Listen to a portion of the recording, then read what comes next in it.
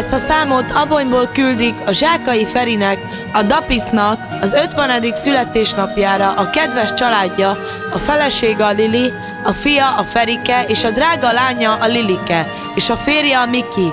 Ezzel a számmal szeretnék kifejezni, hogy mennyire szeretik, és kívánnak neki sok erőt, egészséget, boldogságot, hosszú életet és boldog születésnapot. Legyetek szerencsések! Kedves apánk, ezt a szép életet te alapoztad meg a családunknak, és majd egyszer nekünk kell továbbvinni, amit elkezdtél, mert a mi családunkra örökkön örökké emlékezni fognak.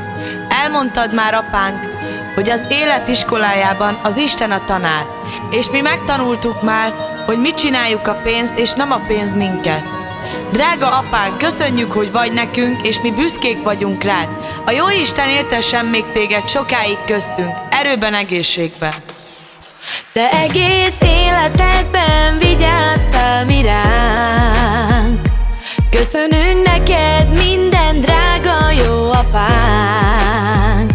Sok éven át, és most is még, hát azt kívánjuk neked, nagyon boldog légy. Nélküled nem volna így szép ez a világ. A Jóisten éltessen, drága jó apánk. A családod kíván neked, Feri, nagyon sok boldog születésnapot.